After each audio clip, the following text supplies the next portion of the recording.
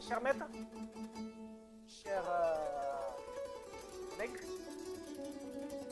c'est vraiment avec un réel plaisir que je prends la parole pour parler en fait de ce thème que nous avons préparé pour l'étude de cet après-midi. Initialement, je devais vous parler plutôt de la prise en charge des disciplines.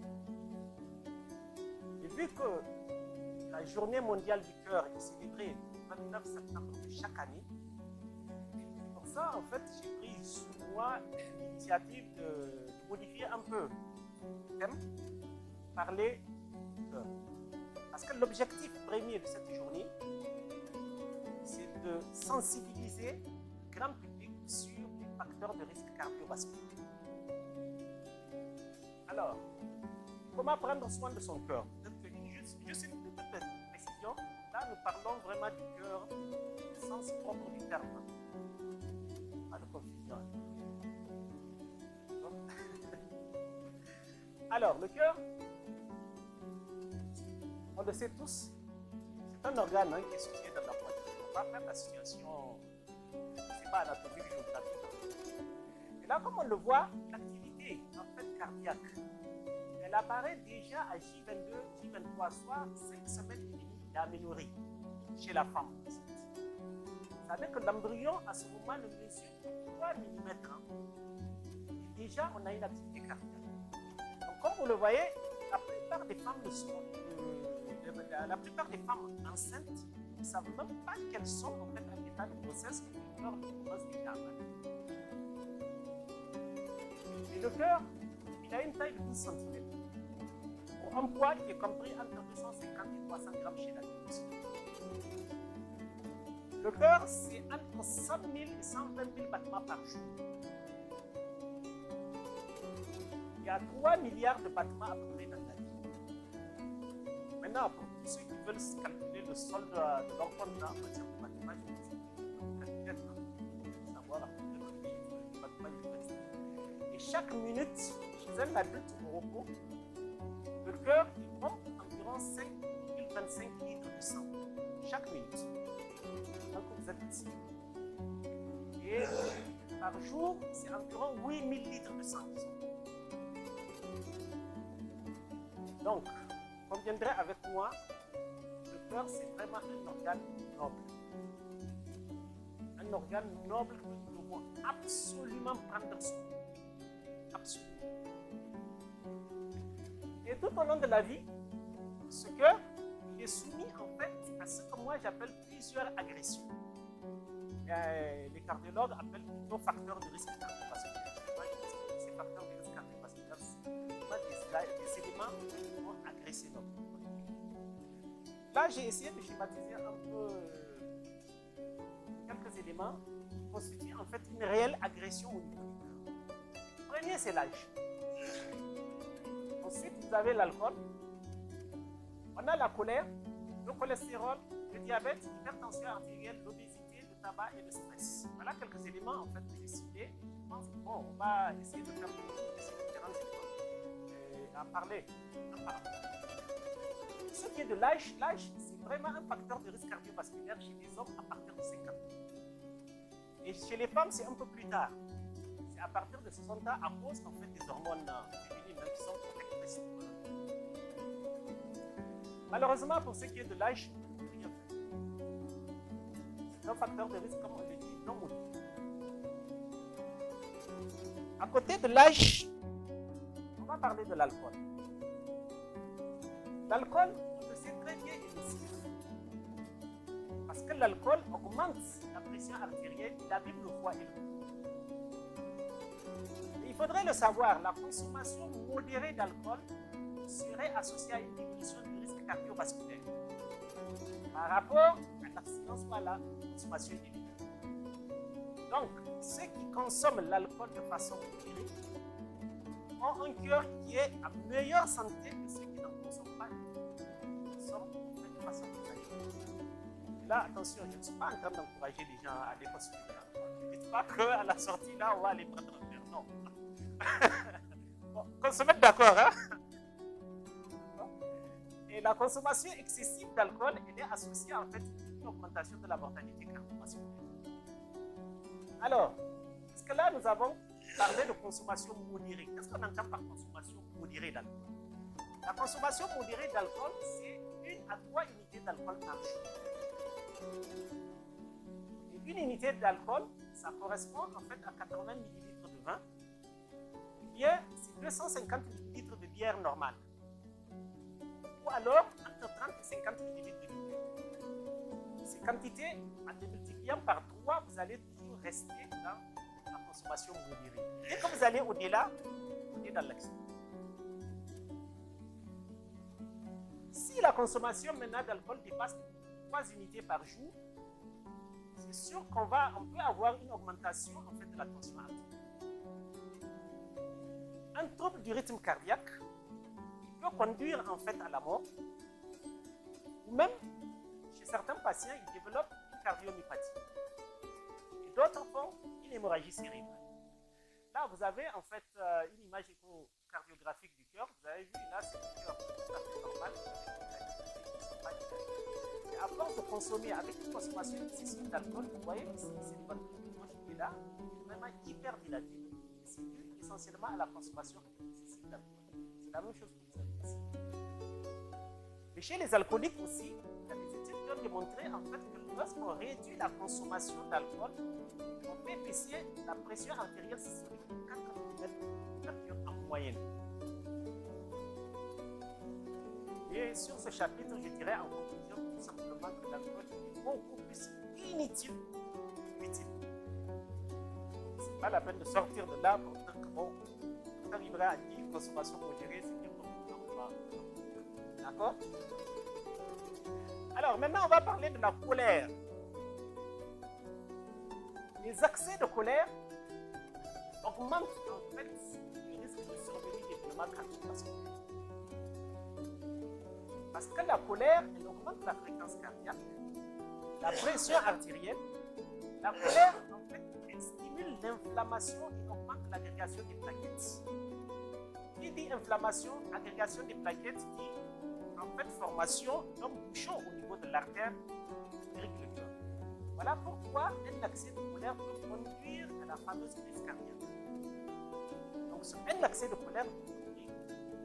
Parce qu'il y a des études qui ont démontré qu'un violent accès de colère multiplie par près de 2,5 le risque de faire une infarctus du cœur dans les 2 heures qui suivent. Attention. Et les personnes les plus colériques, ça c'est des chercheurs qui sont arrivés à démontrer cela, les personnes les plus colériques avaient un épaississement beaucoup plus important des artères des carotides. Chez les personnes les plus colériques, les carotides sont beaucoup plus petites. Et ça favorise la survenue en fait des AVC. Et selon une étude récente américaine, la colère augmenterait le risque d'infarctus avant la finale. Alors, lorsque vous vous mettez en colère, vous mettez en fait cette tension sur 5 muscles au niveau de la face. Quand vraiment on est en colère. Et seulement 12 quand on souffre. Donc la question que je pose, pourquoi vous voulez vous souffrir à chaque fois? Pour ça, on dit alors avant de vous mettre en colère, respirez. Il faut penser à votre santé. Nous, cardiologues, nous disons avant de vous mettre en colère, pensez à vos coronaires. Il faut mieux les préserver. Le cholestérol, je pense que ça va être l'objet tout à l'heure de la présentation.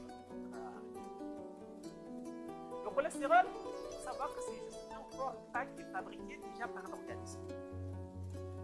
Et il se retrouve dans l'alimentation.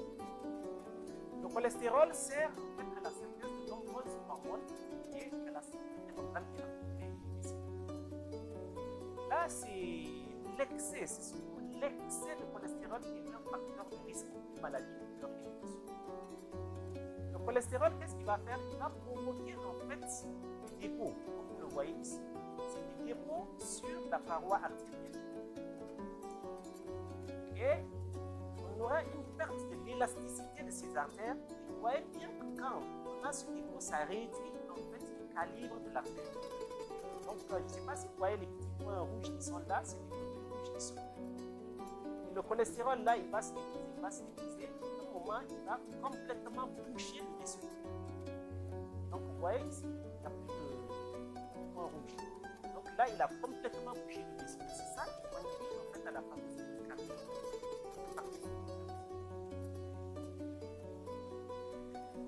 Alors, il faut lutter en fait contre l'excès de cholestérol. Comment lutter contre l'excès? Parce qu'on a vu que ce n'est pas le cholestérol, mais c'est l'excès de cholestérol qui est le facteur de risque. On commence toujours par réduire en fait les graisses visibles dans notre alimentation. Les graisses visibles, c'est la viande grasse, les graisses de cuisson. Parce que c'est vrai qu'en bon nigérien, quand nous allons boucher, nous devons servir en fait la partie la plus grasse. Mais attention, il vient de réduire. Et là encore, j'attire votre attention parce qu'il y a une étude qui a démontré que la consommation de la graisse animale baisse le risque de mortalité de cause de 25% et le risque d'AVC. Vous voyez qu'on ne demande pas de supprimer parce que si vous supprimez, c'est un problème. Il faut juste réduire en fait la consommation de la graisse. Mais à côté, il faut se méfier aussi des graisses qui sont cachées, surtout dans les produits laitiers. Le yaourt, le fromage, le lait frais et les plats qui sont cuisinés du commerce, qui sont cuisinés à l'extérieur. À côté de tout ça, il faut aussi préférer les bonnes graisses. Parce qu'il y a les graisses qui sont vraiment bonnes, c'est le poisson gras. C'est pour ça, dans toutes les recommandations, si c'est possible, toujours manger un bon poisson gras 1 à 2 fois dans la semaine. Et mesdames, pour les cuissons, il faut toujours privilégier les huiles végétales. Parce que là, ce sont des bonnes huiles. Toutes les huiles viennent des végétaux. Réduisez les aliments qui sont riches en cholestérol. Parce que dans certains papiers, on parle de jaune d'œuf. Et j'ai vu plusieurs études, des études récentes aujourd'hui, disent que le jaune d'œuf en fait, n'entraîne pas une augmentation de cholestérol. On recommande d'ailleurs la consommation. Certaines données nous disent non, les jaunes d'œufs faut en consommer pas plus de 2 œufs par semaine. Ce qui est sûr, les abats, le beurre, la crème, le fromage gras, tout ça, c'est énormément de cholestérol. C'est des choses qu'il faut absolument éviter. Et diminuer en fait les aliments et boissons sucrées dans le monde. Et enfin, le point le plus important, c'est tout ça, il faut bouger. Il faut bouger, c'est une activité régulière. Je reviendrai un peu sur ce point-là. Le 5e point, c'est le diabète. Le diabète, on l'avait vu avec notre cher maître la dernière fois, c'est un trouble en fait de l'assimilation portée par la glycémie. Cela va se traduire par un taux de sucre qu'on appelle la glycémie élevé. Ça, on appelle. L'hyperglycémie conduit avec le temps à des atteintes graves de nombreux organes, particulièrement les vaisseaux sanguins vénèrent. Pour ça, le diabète, avec le temps, peut endommager en fait ces organes que vous avez ici. Les yeux, le cerveau, les reins, les vaisseaux. Et il faut le savoir que le diabète multiplie par 6 le risque d'un infarctus. Donc, un diabétique a 6 fois plus de malchance, je vais dire, de faire un infarctus du myocarde par rapport à un non-diabétique. Et 50 à 70% des diabétiques meurent malheureusement de maladies cardiovasculaires. Voilà pourquoi il faut une collaboration étroite, normalement entre cardiologues et diabétologues dans la biologie. Parce que la plupart de leurs malades meurent malheureusement de maladies cardiovasculaires. Après le diabète, nous allons parler en fait de l'hypertension artérielle. La pression artérielle, elle correspond en fait à la pression que le sang exerce, vous voyez ici, sur les parois des artères. Et c'est grâce à cette pression que le sang circule au niveau des différents organes. L'hypertension artérielle, c'est en fait la cause la plus importante des maladies cardiovasculaires. et l'insuffisance. On va parler d'hypertension artérielle lorsque la pression systolique, c'est la pression qui est mesurée lorsque, comme on le voit ici, le cœur se contracte. Vous voyez ici, le cœur se contracte. Donc la pression est mesurée lorsque le cœur se contracte, c'est ce qu'on appelle la pression artérielle systolique. Donc c'est lorsqu'elle est supérieure à 140 mm. Ou communément, c'est que, bon, quand on mesure, on dit 14. Parce que j'ai vu des patients, ils me disent, ah docteur, comme il y a de tension, quand il y a 140 mm, ça veut dire quoi? Les gens sont toujours habitués à 12, 13, 14 heures, bon, 12, c'est un centimètre de plus. Là, normalement, la pression, il va être mesurée en millimètres de mercure. Et la diastolique, c'est la pression qui est mesurée lorsque le cœur, comme on le voit ici, se relâche complètement. Donc la pression qui est dans les vaisseaux au moment où le cœur se relâche complètement, c'est ce qu'on appelle la pression artérielle. Elle doit être, enfin, quand elle est supérieure à 90 mm, c'est en ce moment qu'on parle d'hypertension artérielle. Donc, l'hypertension artérielle signifie par pression artérielle systolique supérieure à 140 mm ou une diastolique et ou une diastolique supérieure à 80 mm. Ça, c'est des chiffres. Parce que j'ai vu des personnes qui me disent non, avec mon âge, ça va. Non, ça ne va pas. Dès que ça dépasse ça, faire très attention. Inciter les gens à aller consulter. Parce que si l'hypertension artérielle n'est pas maîtrisée par le traitement, il y a des complications en fait, qui peuvent survenir. Vous voyez bien que les complications, c'est les mêmes complications qu'on retrouve avec le diabète. C'est les mêmes. C'est les... Au niveau des yeux, le cerveau, rein, les vaisseaux, au niveau du cœur. La prise en charge en fait, de l'hypertension artérielle, elle passe avant les médicaments par le respect des mesures hygiéno-diététiques. Parmi ces mesures hygiéno-diététiques, il faut encourager en fait, les gens à perdre du poids quand il y a une surcharge carbohydrate. Il faut diminuer la consommation de sel. Je reviendrai un peu sur ces deux points tout à l'heure. Recommandation toujours d'une activité physique. Vous voyez que différents facteurs de risque à chaque fois, nous recommandons la pratique d'exercice physique. Important. Les hypertendus, parce qu'il y a eu une étude qui a montré que les hypertendus qui sont traités,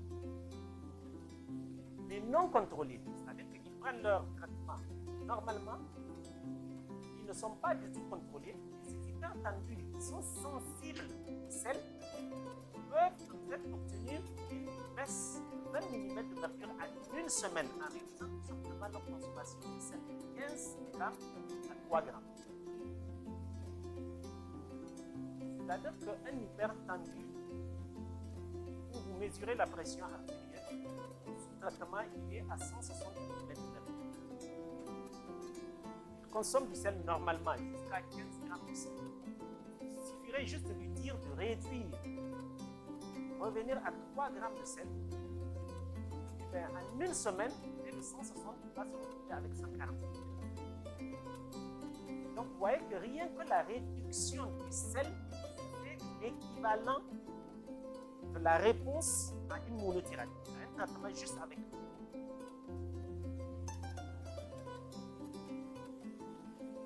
Il y a une chose aussi chez les hypertendus, je ne sais pas s'il y a des amateurs de la sieste. Là, les hypertendus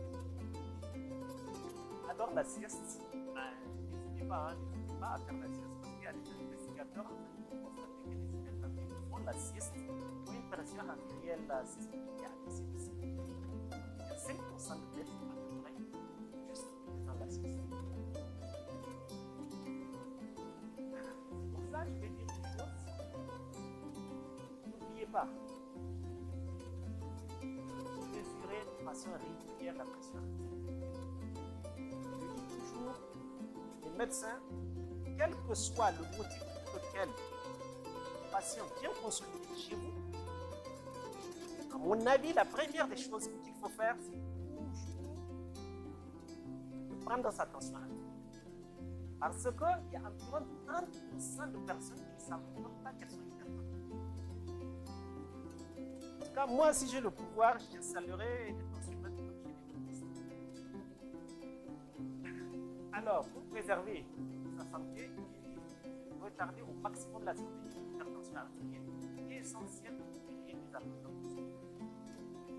Parce que l'hypertension artérielle, c'est ce que nous appelons un tumeur silencieux. Quand l'hypertension artérielle fait du bruit, déjà, on est déjà au stade malheureusement. Nous allons parler maintenant de l'obésité. L'obésité, c'est une maladie qui se caractérise par un excès en fait, de graisse corporelle. Parce que tout simplement, les apports énergétiques alimentaires sont largement supérieurs aux autres personnes. Donc, vous voyez que, en général, ce sont des personnes qui vont consommer, mais malheureusement ne dépensent pas cette énergie en magasin. Et l'OMS définit l'obésité à partir de l'indice de masse corporelle. Lorsque l'indice de masse corporelle est supérieur à 30 kg par mètre carré.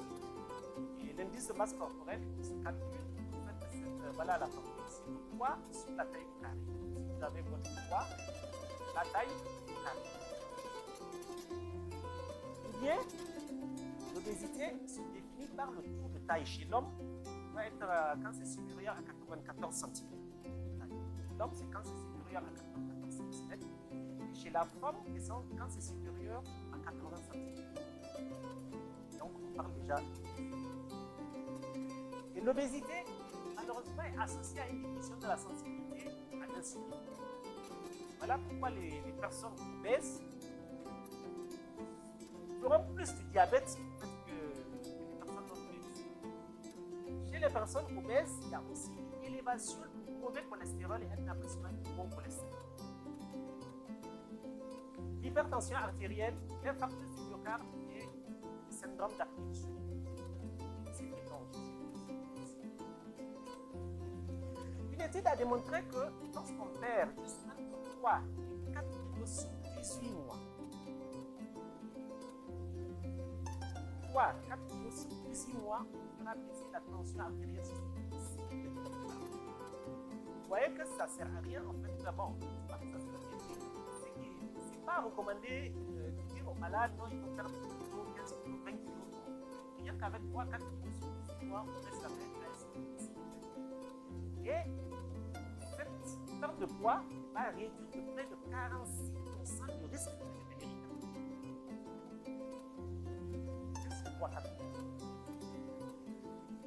On va parler à présent du tabac. Il faudrait le savoir au sein en fait, de la fumée de la cigarette. On a dénombré environ 4000 substances. Sur ces 4000 substances, il y en a 40 qui sont cancérigènes. Dans la fumée de la cigarette, il y a une substance qu'on appelle le cadmium. C'est en fait un métal lourd présent dans la cigarette. Et ce cadmium, il va agir en fait au niveau des reins, parce qu'il va détruire les reins.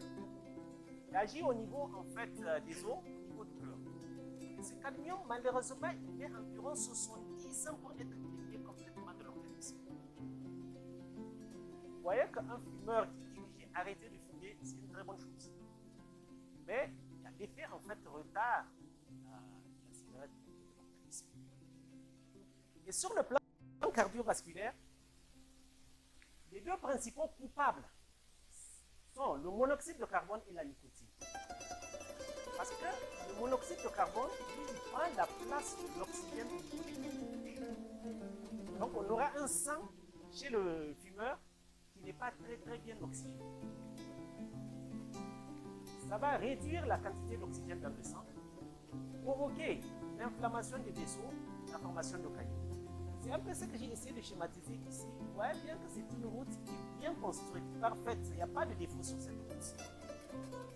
Et là, il y a un camion en fait qui s'est renversé. Et c'est ce qui arrive chez le fumeur. C'est-à-dire que chez le fumeur, le sang circule bien, les vaisseaux sont les vaisseaux en fait sont normaux, il n'y a aucun problème. Mais seulement, on peut avoir un gros caillou va venir toucher la circulation.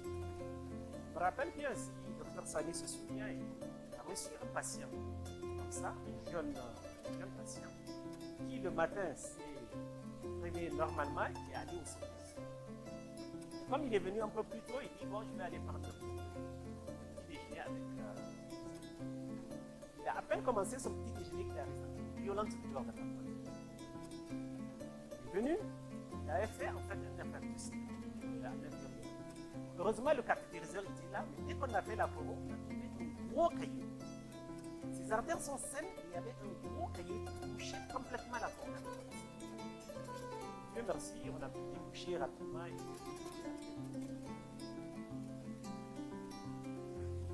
Donc, comme je le disais, donc fumer favorise la formation de caillots sanguins. Donc, c'est un peu ce que vous avez ici. Vous voyez qu'il y a une artère qui est là. Chez le fumeur, il y a ce gros caillou-là qui s'est constitué, qui va toucher complètement cette artère. Alors, des fois, si ce n'est pas le caillou qui touche l'artère, c'est qu'on a des spasmes sur l'artère. L'artère peut se passer. Là, quand il y a des spasmes, vous voyez bien que le sang peut circuler. Et ça va conduire aussi à une infarctus. Donc, c'est là où on va aller vérifier chez le fumeur, on va trouver que non, il n'y a rien. Et il a fait son infarctus, mais c'est une artère qui est complètement saine. Soit un spasme. Donc, le tabac augmente le risque de diabète. Que ce soit le tabagisme passif ou actif. Qu'est-ce qu'on veut dire par là? En fait, celui qui fume et qui vient à chaque fois fumer en fait, sa cigarette avec des amis qui sont non fumeurs. Bien, c'est notre conjoint qui est fumeur, il est toujours là assis dans le salon à fumer sa cigarette alors que tout le monde est là. Et bien, vous partagez le même risque. Hein? Vous partagez le même risque. Et fumer aussi diminue en fait le gros cholestérol. Donc l'effet du tabac sur les complications cardiovasculaires n'est pas linéaire. C'est-à-dire que le risque n'est pas 20 fois moindre pour la consommation d'une cigarette par jour par rapport à la consommation d'une cigarette par jour.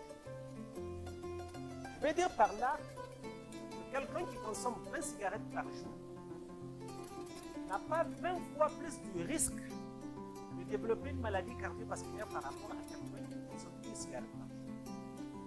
C'est égalité, par contre. Si c'est 20 cigarettes, une cigarette, c'est égalité. Ce qui est du risque en fait de maladie cardiovasculaire. Eh bien, on n'enregistre aucun risque à aller. Il n'y a vraiment pas de risque à aller. S'il y a des fumeurs, sachez qu'il n'y a aucun risque à aller. Au contraire, il n'y a que des bénéfices pour la santé.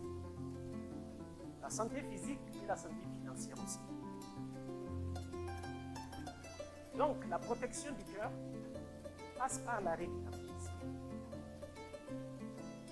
Sachez-le aussi, le tabagisme qui réduit la vie, environ 2025 ans. Donc, vous avez un 2025 ans en moins. Mesdames, je vais ouvrir une parenthèse en parlant un peu de l'enfant, parce que nous sommes on va parler un peu de l'enfant. Attention, il y a eu une étude en fait, américaine récente qui a démontré que brûler de l'encens est dangereux pour la santé. Donc les conclusions de l'étude permettent en fait de mettre en évidence que lorsque l'encens se consume, il libère des polluants comme le monoxyde de carbone, le formaldéhyde, les oxydes d'azote en quantité importante. Et bien, les chercheurs ont observé au niveau des cellules pulmonaires une réaction qui est similaire aux troubles respiratoires qui sont observés lorsqu'on est exposé à la COVID-19. Donc, pour dire que quand vous brûlez de l'encens, c'est un peu comme si vous êtes en train de fumer. Et cette étude, elle a été faite à partir en fait, de l'encens qui vient des pays arabes. Vous voyez, les tiges là, sur lesquelles on brûle. L'étude n'a pas été faite avec nos encens ici, où c'est des troncs d'arbres carrément qu'on découpe pour verser plusieurs choses là-dessus. On ne sait pas en fait ce que finalement c'est passé. Donc attention, l'encens pourrait bien provoquer des maladies respiratoires et cardiovasculaires. Voilà. On va enfin aborder le dernier point qui est le stress. Et réservé pour la fin parce qu'il y a beaucoup de choses à dire. Le stress, en fait, c'est un mot anglais qui signifie tout simplement effort intense. C'est une tension nerveuse qui est causée par les contraintes du travail, par exemple, mais aussi une réaction de l'organisme à des agressions extérieures brusques. Il faut savoir que le stress, c'est juste un phénomène d'adaptation du corps qui permet à chaque individu de réagir face à son environnement. Donc, le stress, c'est un phénomène indispensable à l'adaptation de notre organisme. Je veux dire par là, lorsque vous êtes en train de vous promener la nuit, vous voyez tout de suite quelqu'un qui vient vers vous, quelle va être votre réaction? Ça va être une réaction de défense. Le cœur, il va se mettre à battre vite. Vous aurez une respiration en fait qui va s'accélérer. On va commencer à transpirer. Soit si à l'excès, on peut perdre des urines. Vous êtes stressé tout ça. C'est ça le stress. Donc, on peut le dire, le stress, ce n'est pas quelque chose qu'il faut véritablement éviter à tout prix.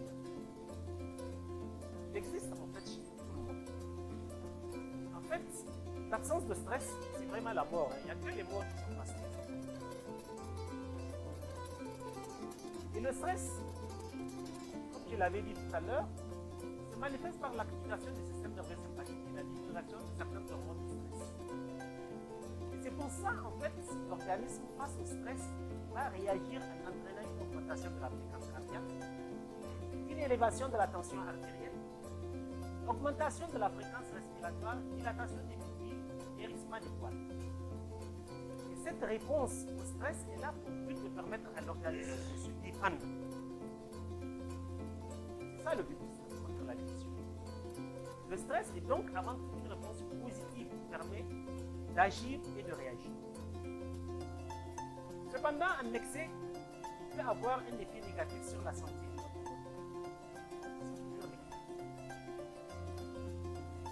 C'est pour ça qu'il faut apprendre à gérer ce stress. Il ne faut pas chercher à éliminer totalement le stress.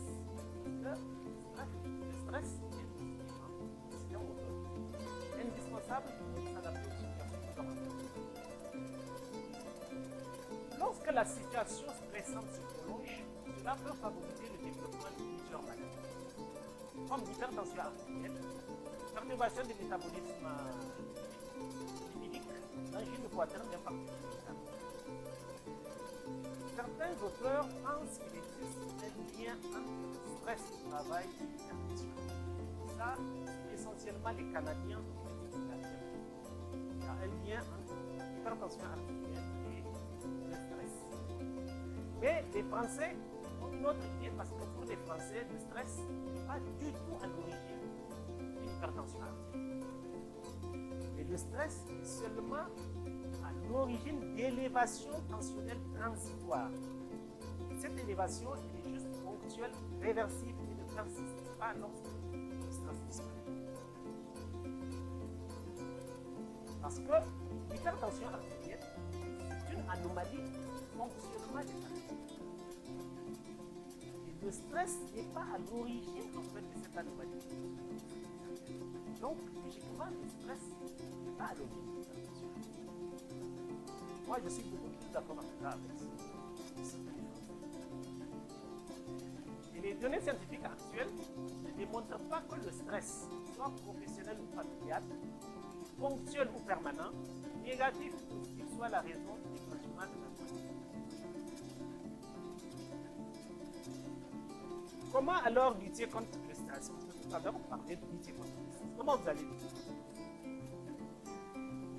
Alors, lorsque la situation stressante se prolonge, il faut faire des sports. Avoir une bonne hygiène de vie. Il faut diminuer la prise d'excitants. Ceux qui consomment énormément de café, on l'a sur la pièce, diminuer la consommation, la prise d'excitants. Il faut s'accorder des pauses pendant le travail. Parce que c'est comme on dit, il n'y a pas que le travail de faire. Positiver et arrêter de noircir les choses. Maintenant, il existe également certaines thérapies, comme le yoga. Bon, malheureusement, ça n'existe pas chez nous. y a la rigologie. Parce que le rire, c'est vraiment le meilleur business. Meilleur. Je vais dire un mot là-dessus.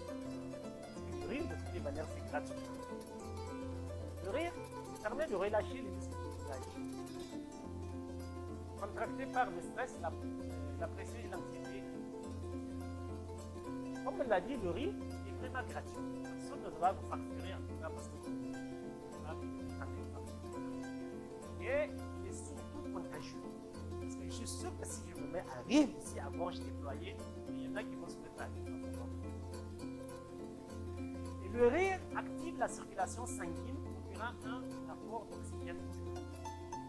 Le rire lutte contre l'hypertension artérielle et réduit le mauvais cholestérol et augmente le cholestérol. Le rire améliore la qualité du son. Rire à gorge déployée permet de libérer les poumons de ces sécrétions encore que les poches, ce qui favorise une plus grande capacité. Il va permettre au cerveau de libérer des substances qui calment la douleur et apaisent l'oxygène. Sachez-le, une seule minute de fou rire, ça a été démontré, ça équivaut à plus d'une demi-heure de relaxation. Voilà pourquoi certaines entreprises, surtout en France, n'hésitent plus à organiser juste des stages de rire pour leur personnel. Ouais.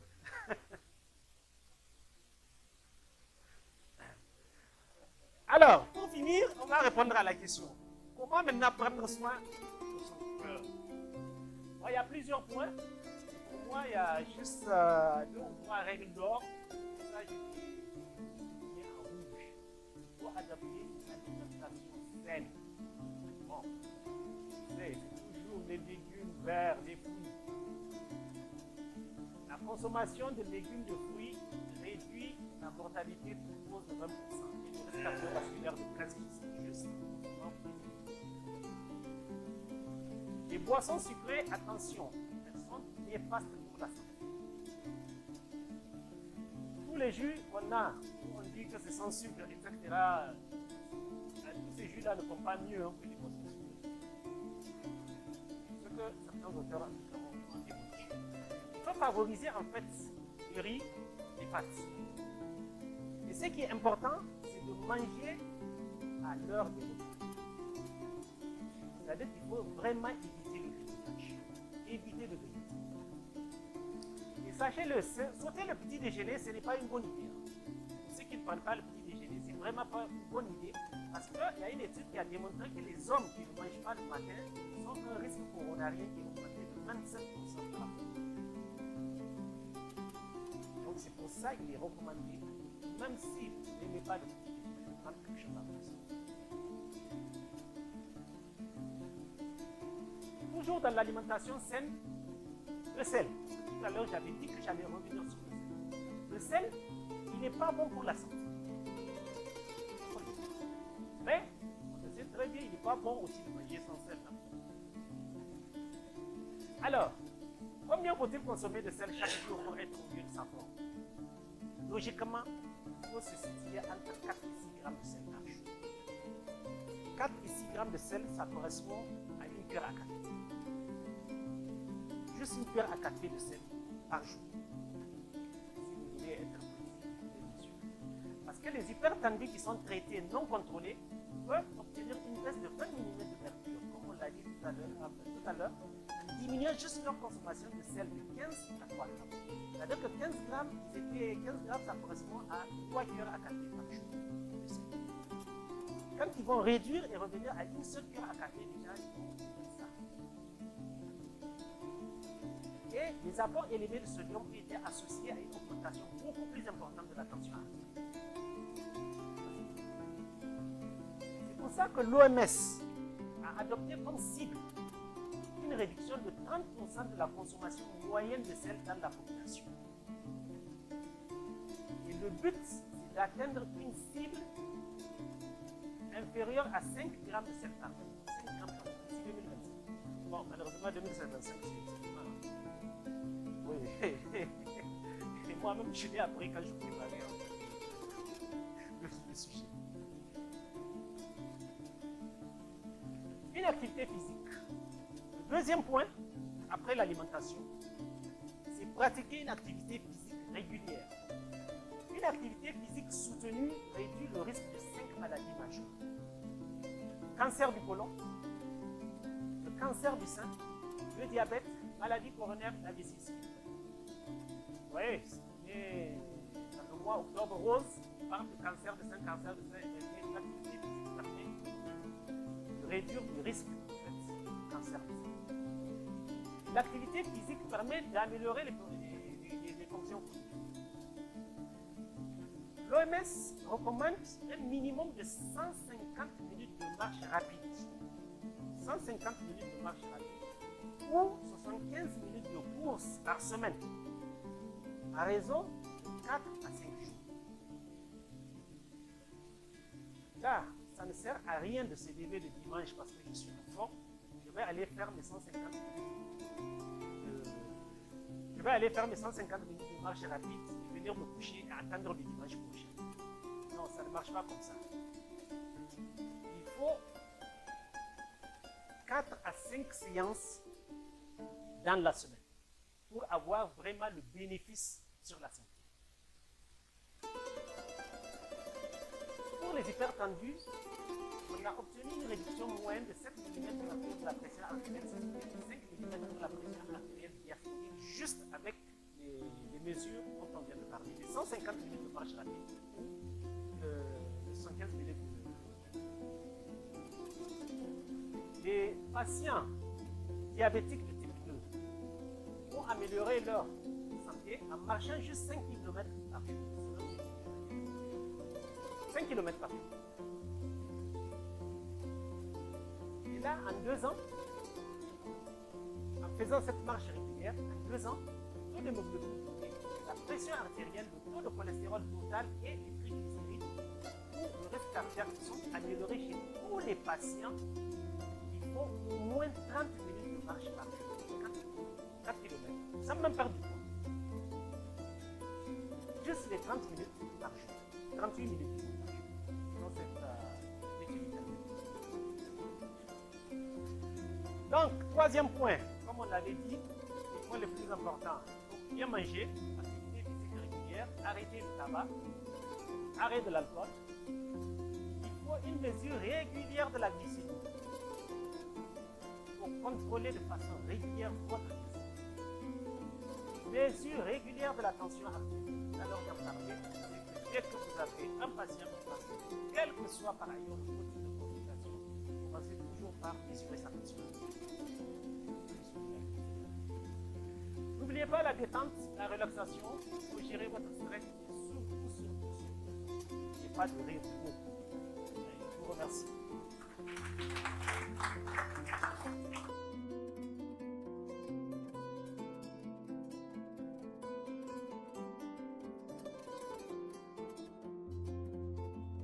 Au nom de laboratoire directement, disons assalamu alaikum.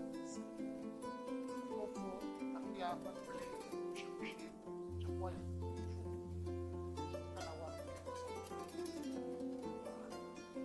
ceci dit, d'autre part, nous allons traiter ce week-end suivant, plutôt sécuritaire,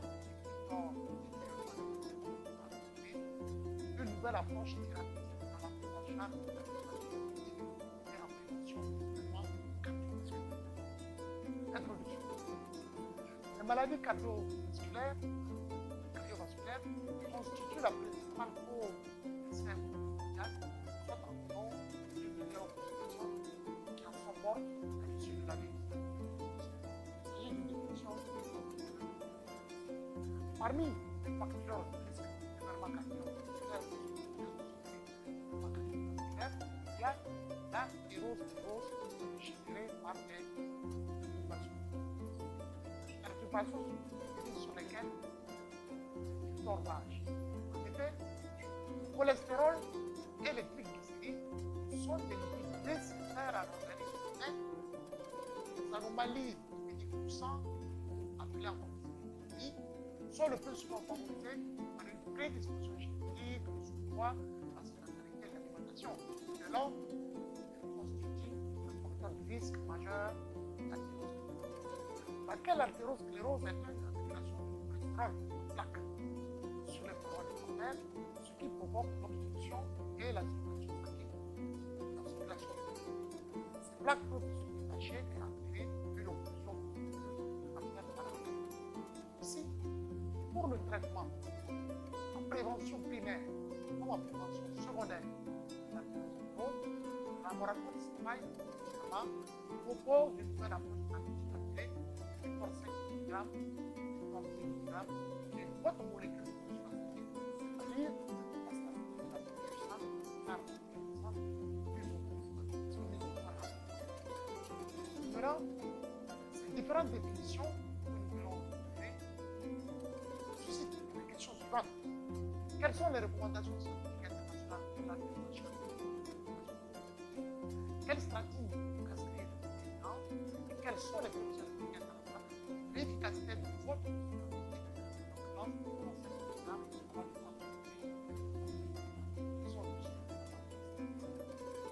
quelle corrélation a-t-il? Il y a cette division entre la division cette division alors, d'abord, on a ici l'image de la ici, la place de vue, la place de division et la place de voix. Donc, une progression qui caractérise la division. Il faut pouvoir agir sur toutes les phases de la division. L'initiation, l'évolution et les complications de la plaque artérioventeuse pour conséquence du dysfonctionnement artériel. Lequel dysfonctionnement artériel expose le sujet artère à des risques survenus d'événements cardiovasculaires tels que les accidents vasculaires cérébraux, accidents ischémiques, l'infarctus du myocarde, l'angine de poitrine, la pression artérielle élevée, l'insuffisance rénale, les maladies artérielles. En effet, l'athérosclérose pulmonaire est de loin la cause la plus courante de cardiopathie ischémique. La perturbation des plaques avec l'équilibre est la principale cause de syndrome coronarien aigu, angine de poitrine, stade, accident vasculaire.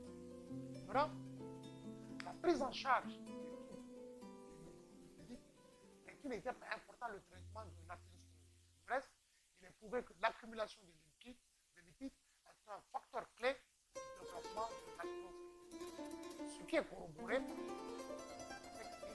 la progression de l'athérosclérose entraîner un AVC, une maladie rénale ou une maladie de l'artère.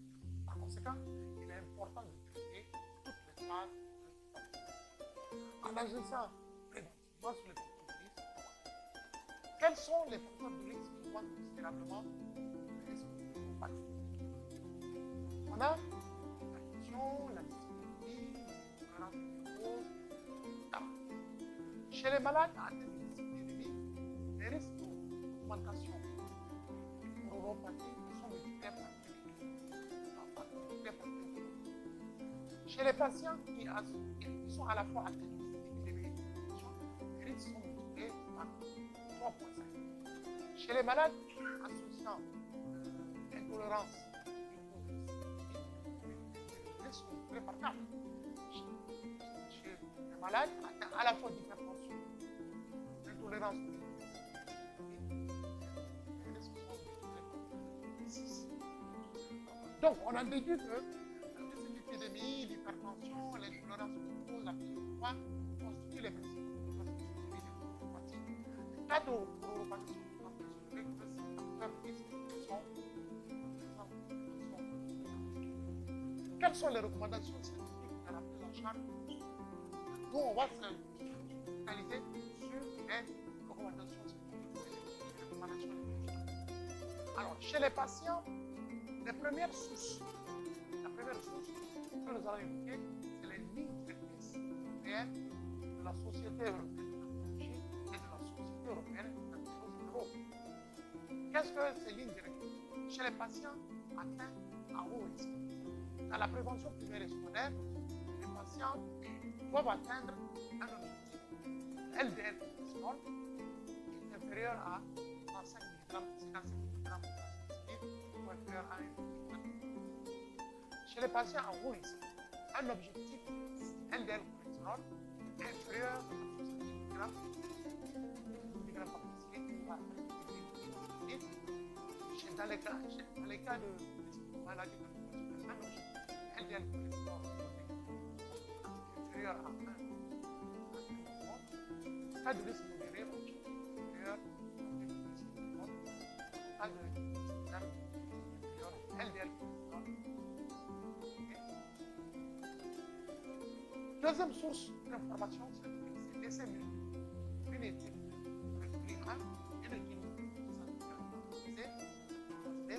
et cette étude renseigne que comparativement aux autres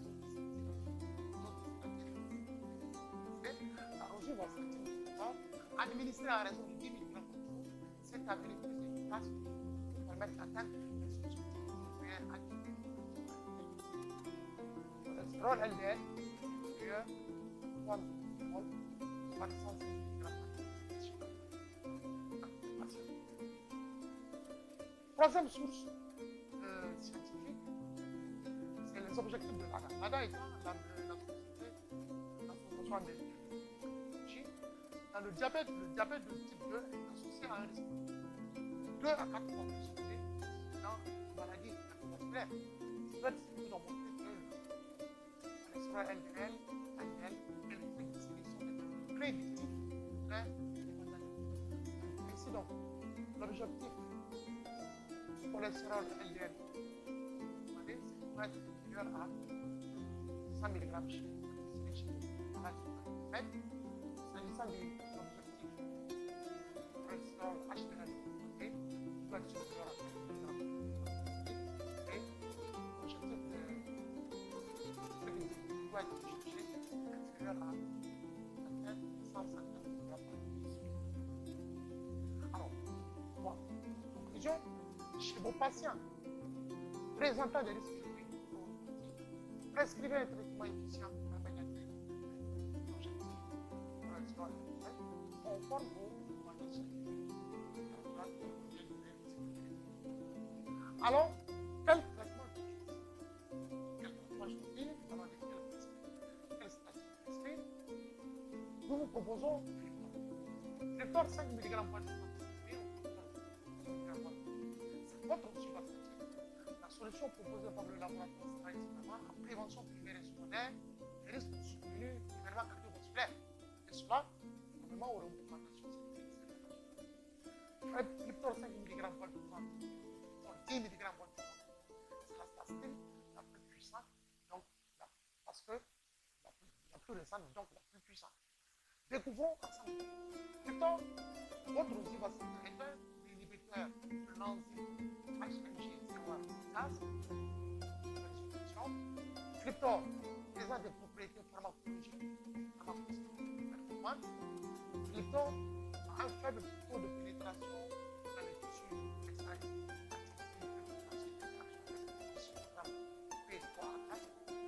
Flector plus efficace que les autres statines dans la réduction des concentrations de cholestérol et dans l'augmentation du cholestérol extraordinaire. Flector est un ajout précieux dans les choix de la chez les patients. Quelles sont les preuves scientifiques? Les voilà.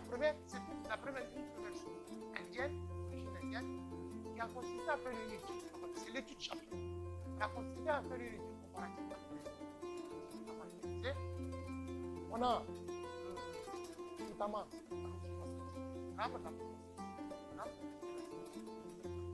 on a testé sur le HDL cholestérol, le LDL cholestérol et les triglycérides. Au niveau du LDL cholestérol, on voit que sur 10 mg, donc, vous réduisez le LDL cholestérol contre moins 35%. Avec la même le 10 mg, donc, l'objectif de la cible, c'est le cholestérol LDL, on voit que manifestement, l'efficacité supérieure de la alors, cette même étude nous dit, c'est normal, le la recherche fondamentale, on est parti de la première molécule. Ça prend 1907 à 1900.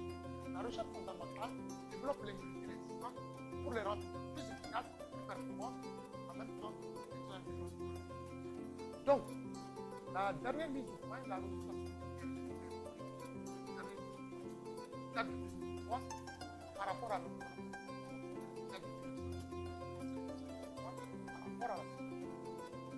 Donc, la statine, la chronologie va faire la statine plus simple.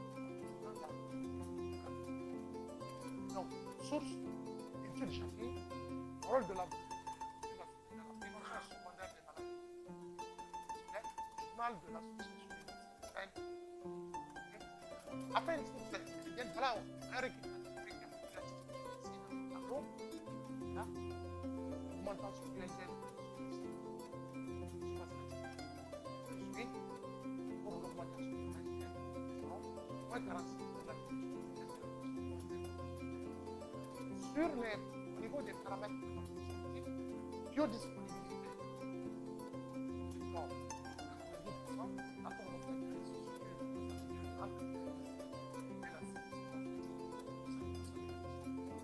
en revanche, au niveau de la biologie, à 19 heures, contre 14 heures, donc la molécule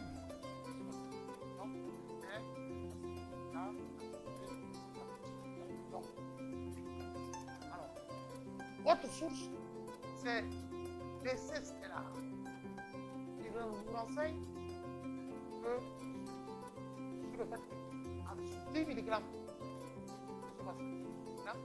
réduisez de 20%. Deuxième, l'étude Discovery Plan pour voir et à trouver que sur 10 mg près de 59% des patients qui atteignent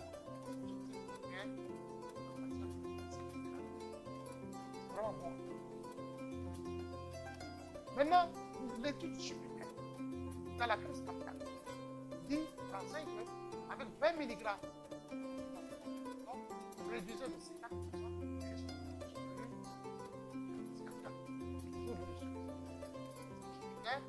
sur les maladies jusqu'à réduction de 48% risque diminution des AVC sur 20 mg, c'est-à-dire le comprimé de régulation de l'équipe par la régulation des au niveau du cholestérol HDL,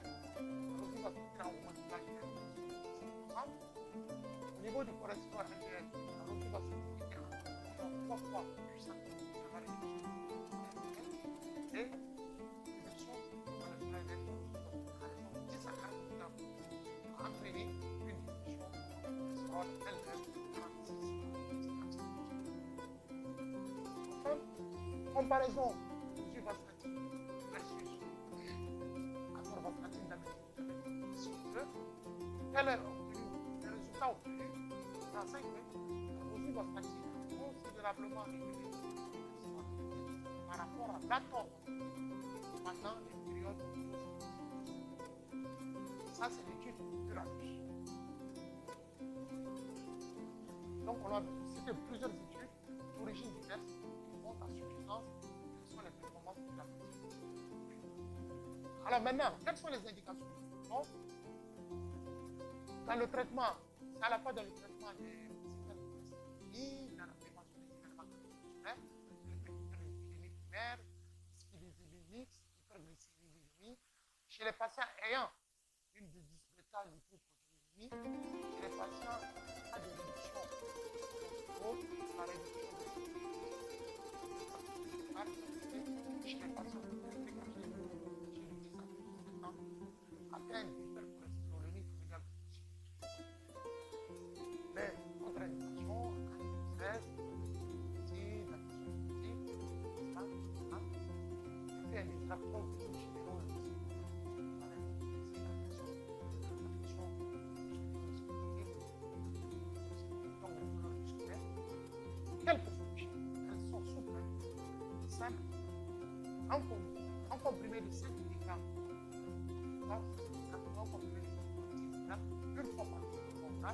administrer à tout moment pendant 3 jours. Vous avez une large plage psychologique. Vous pouvez évoluer dans la plage de 5 grammes, 40 grammes de tomate, compte tenu de l'augmentation des effets des états confirmés à la grammes, celle-ci peut être répartie en 2 mg le matin, soit 20 mg le soir, soit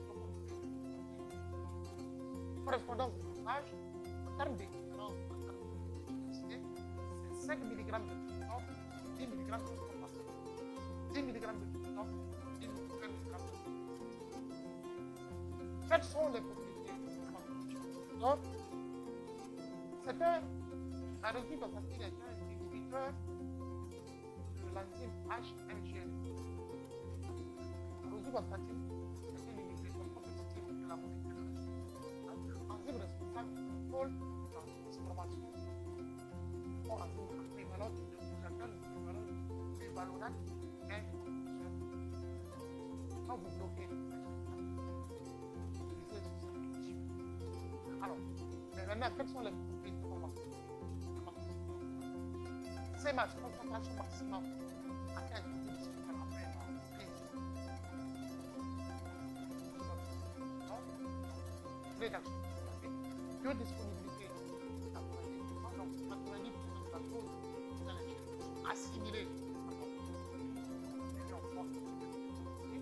Demi-vie de programme.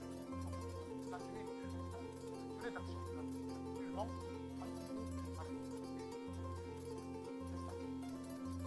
Le profil de sécurité là, le résultat obtenu de la preuve que le profil de sécurité s'il est assez. Quelle conclusion? On va conclure en retenant ceci. La reçue qui s'assatine le corps est la statine la plus puissante. Moins 46% de réduction du LDL. Moins 20% de réduction des triglycérides. Moi, je fais 8% d'augmentation de HDL.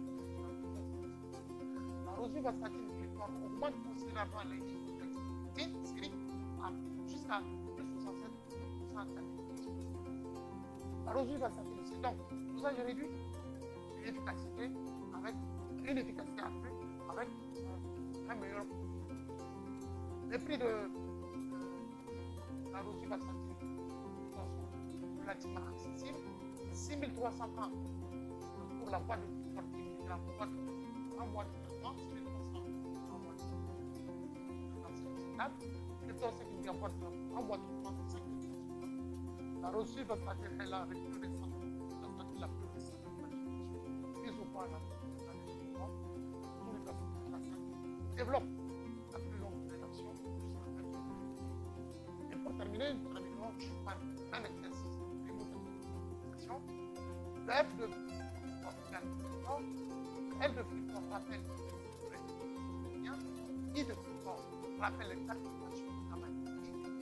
P rappelle les activations. Et traitement préventif de la tuberculose et F de Friedman voilà ce qu'on appelle.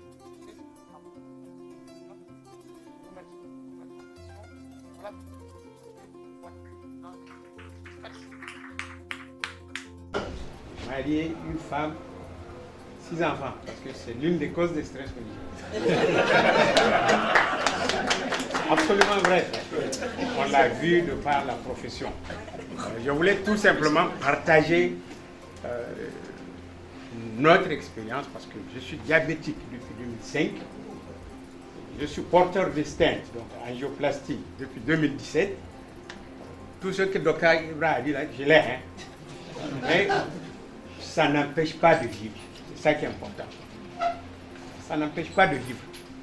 Il faut juste s'adapter. Il faut juste suivre la médication et il faut juste suivre le régime tel que ça a été dit ici. C'est très difficile pour le Nigérien. J'en conviens. Hein. Moi, j'étais à l'international. Je n'ai pas de soucis par rapport à l'alimentation. Je n'ai pas un problème. Mais je sais que c'est difficile et compliqué pour le Nigérien. Là, M. Bekulonsi vient de remettre en cause un de mes traitements. Moi, je suis sous atorphite. Vous voyez bien. Hein? Et là, docteur Sirajine est là. Je vais le voir dans 2-3 jours. Hein? Pour qu'on règle ça.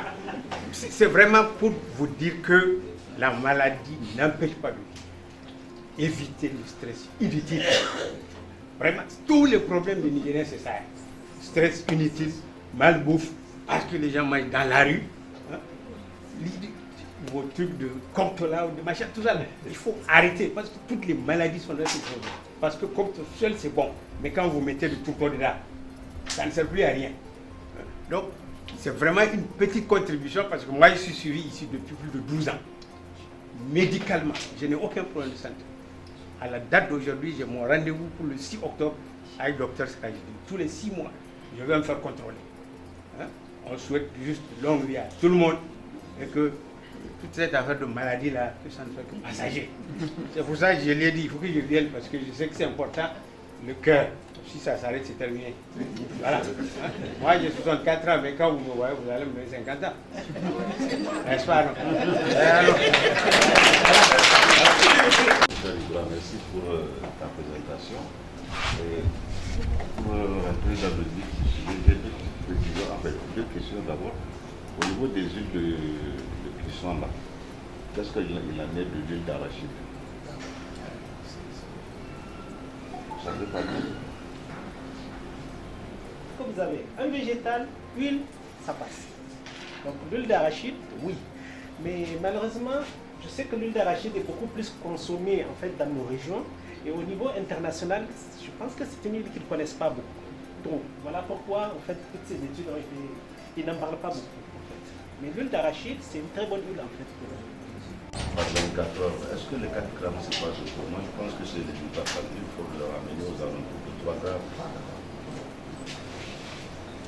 L'objectif de l'OMS, c'est de revenir en fait entre, comme ils l'ont dit, 4 et 6 grammes. Et 4-6 grammes, c'est vrai, quand on le dit comme ça, on ne sait pas exactement. Mais en dosant en fait avec la cuillère à café, puisque c'est juste une cuillère à café par jour, je pense que c'est plus précis. Maintenant, descendre plus bas, parce qu'il y a eu des études en fait qui ont montré que la consommation de sel, c'est une courbe en J. C'est-à-dire que quand vous êtes au-delà de 5 grammes, la mortalité cardiovasculaire elle est élevée. Et quand vous allez descendre beaucoup plus bas, là la mortalité est encore élevée. Donc ça ne sert à rien parce que je suis hypertendu revenir à 2 grammes ou dire que je ne vais consommer que 1 gramme. Je veux dire, il ne faut pas quand même oublier quand même il y a une production journalière de 50 kg de sodium, soit à peu près 2 grammes. Donc là, ajouter à 3 grammes, ça se donne, on se retrouve dans la fourchette. Je pense qu'avec les 4 grammes, ça me paraît un peu élevé. Moi, je pense qu'il faut aller aux alentours de 3 grammes en tenant compte de la production journalière de 50 kg apportée par l'organisme. Maintenant, la dernière partie de mon intervention, moi je dirais que le thème, le titre pourrait s'interposer au rang. Voilà. Donc c'est pour dire que vraiment le thème là, il est universel. Ça concerne beaucoup d'organes. En tout cas, les principaux organes nobles qui sont le cœur, le rein, tout ce que tu avais cité comme facteur de risque là peuvent se retrouver. Et je pense que franchement c'est un appel. Parce que en ayant une bonne qualité de vie, une bonne hygiène de vie, à travers les recommandations que tu as citées ici, on peut préserver son cœur, on peut préserver son rein, au lieu de vous exposer à des complications redoutables. Le monsieur qui vient de prendre la parole, qui est là avec des comorbidités multiples, mais qui ne l'empêche pas de vivre, mais c'est quand même assez lourd d'un point de vue suivi médical. Si je prends le cas de l'insuffisance rénale, imaginez par exemple une hypertension artérielle, pour un diabète, vous vous retrouvez en hémodialyse de manière permanente, ou à défaut, ou parfois vous allez vous faire transplanter au prix d'une immunosuppression aussi qui expose à d'autres complications. Donc sincèrement, je pense que le thème, il est multi-disciplinaire et je trouve que vraiment le travail que tu as fait, c'est un travail intéressant et c'est vraiment utile pour, je pense que c'est à l'occasion de la journée mondiale du cœur, vous avez dit, parce que c'est un message pour le grand public. Tout le monde est censé comprendre ce qui est passé, c'est un message clair et net. Encore une fois, je te remercie, je te félicite pour cette présentation assez limpide. Pour Hervé, bon, merci, parce que Nous, on est dans la thérapeutique. On a connu les statines, la simvastatine, on a fini par arriver à la statine. Maintenant, vous nous proposez une troisième molécule, c'est pour enrichir la prise en charge de ces pathologies. On peut vous remercier. Moi, je n'ai pas l'expérience du Fructor personnellement, mais depuis là, on va essayer de voir. Lorsqu'on a une petite résistance aux anciennes statines que nous connaissons, on va voir le résultat. Les études ont montré qu'apparemment, il y a un résultat meilleur par rapport aux autres. Il faudrait que nous aussi, nous capitalisons notre propre expérience dessus. Voilà. Et merci à Hervé de nous avoir parlé de cette statine. En fait, il n'a pas voulu cracher le morceau. C'est le Crestor qui coûte beaucoup plus cher que ce qu'il dit. C'est la même chose si vous utilisez le Crestor. Donc, l'avantage vraiment du prix, c'est très important pour nous. Et merci pour cet avantage-là. Je voulais dire, vous savez, à propos des normes européennes, moi j'insiste toujours, il faut les relativiser. Quand vous parlez de sel, 3 grammes, 4 grammes. Vous pensez que parmi nous, il y en a qui pèsent leur sel? C'est un plat familial. Hein? Une famille de 20 personnes, vous voyez en train de prendre des cuillerées à café pour peser le sel? Non. Mais je me dis qu'il nous faut une adaptation locale. C'est sûr que quelqu'un qui coupe du bois, hypertendu soit-il, qui circule au mois d'avril, vous le limitez à 3 grammes, vous allez le tuer. Parce que rien que par la sueur, ce qu'il va enlever comme sel et que vous allez restreindre, c'est pour dire, c'est un appel général, toujours adapter à nos contextes locaux les recommandations internationales. Il faut toujours relativiser par rapport à nos contextes. Merci. Merci beaucoup. Merci. J'aimerais rebondir en fait sur tout ce que vous avez dit. Il est vrai que c'est difficile de demander aux malades de peser. Mais en fait, derrière cette idée, qu'est-ce que nous voulons dire? C'est juste dire aux gens qu'il faut éviter les cubes. Voilà. En fait, derrière, je ne l'ai peut-être pas dit, mais si vous avez vu la présentation, il y avait une image en fait du cube magie. Le message, c'est que dans l'alimentation, il faut juste éviter tout ce qui est cube. Parce que les cubes contiennent énormément de sel. En évitant les cubes et en salant normalement les repas, ça tient la route. Parce que je ne sais pas si vous avez une idée de combien de grammes de sel il y a dans les petits cubes magie. Est-ce que quelqu'un a une idée? 15 grammes. Oui. Hein? C'est 10 grammes. 10. C'est environ 10 grammes de sel dans les petits cubes magiques. Or, mesdames, quand vous préparez, je ne sais pas combien vous en mettez dans la sauce. Donc, voilà. Vous voyez. Pourquoi on ne pas de goût par rapport au sel naturel? C'est une question. C'est autre chose. Mais voilà, donc c'est ce que je voudrais dire. Évitons les cubes. Mais doser le sel, là, bon, c'est vrai que là, c'est un peu difficile. Mais quand on arrive à éviter les cubes, je pense que il y a un laboratoire aussi pour cette présentation. Moi, c'est juste un apport. C'est vrai que donc on a parlé du cœur avec beaucoup de facteurs de risques qu'il faut éviter, y compris sur l'alimentation. Mais il faut penser à protéger le cœur dès l'enfance. Comme je suis pédiatre, parce que ici au Niger, on a un grand problème de santé publique qui est nutritionnel. Si on prend au Niger, 45% des enfants, ils ont un retard de croissance. Ils ont un retard de croissance. Un enfant sur deux. Donc il a une malnutrition chronique. Ça, c'est énorme. Et des fois, c'est depuis pendant la grossesse. Quand vous partez à l'école, vous allez voir des petits-enfants du même âge avec deux coups. C'est pas autre chose qu'une malnutrition chronique. Hein. Mais ça, la science a prouvé que ces enfants-là qui ont une mauvaise nutrition, quand ils grandissent, ce sont eux qui présentent plus de pathologies cardiovasculaires. Donc c'est ce qu'on appelle la programmation métabolique. Et ça, c'est vraiment avec de fortes preuves scientifiques. Donc c'est pour juste penser à protéger le cœur de nos enfants quand ils seront les adultes de demain. Donc il ne faut pas attendre qu'on soit adulte.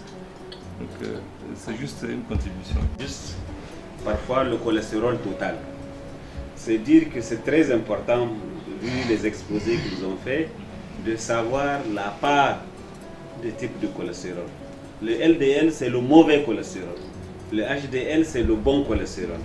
Alors, si vous avez un cholestérol total et que le HDL est primordial, il y a le rapport qu'on fait, la cholestérol total sur HDL. Je ne sais pas si ça tient encore. Le rapport doit être inférieur à 4,5. Bon, je me dis, sans même doser le LDL souvent, parce que parfois le dosage est un peu plus coûteux, mais c'est pour dire que le dosage du cholestérol total seul ne suffit pas. Il faut toujours demander au moins une des composantes. C'est vrai qu'il a montré en fait une étude, donc je me suis rappelé tout de suite, l'étude Stellar. Effectivement, l'étude Stellar, elle a comparé 4 statines. La rosuvastatine, la torvastatine, la simvastatine et la pravastatine. Stellar. C'est pas celle-là. Et les conclusions de l'étude Stellar, elle a montré, voilà celle-là. L'étude a montré que la rosuvastatine, c'est la statine la plus efficace des 4. Dans l'ordre, c'est rosuvastatine, atorvastatine, simvastatine et pravastatine. En termes d'efficacité. C'est ça les conclusions de l'étude Stellar. Mais celle-là, je ne sais pas, vous avez pris juste une petite branche de l'étude. Ma question, nous, en tout cas, on nous a toujours dit que les statines, il faut les donner le soir. Et là, j'ai vu que dans la présentation, on dit qu'il faut donner à n'importe quel moment de la journée. Pourquoi? C'est-à-dire qu'il s'agit des anciennes molécules, voilà. Et à partir de l'innovation principale, le profil de tolérance a été amélioré sous la statine qui date que de 2003 et ce sont dans leurs conclusions que ça ressort. Donc même profil de tolérance parce que par ailleurs il y a aussi une augmentation de l'efficacité. C'est la recherche, c'est l'intérêt de la recherche. Accroître l'efficacité thérapeutique, réduire, améliorer le profil de tolérance. Voilà. Nous sommes à la fin de cet enseignement post-universitaire. Nous remercions les participants, nous remercions les présentateurs, Dr Ibra, Dr Hervé. On invite l'assistance à une collation dans le couloir. Voilà comment on dit.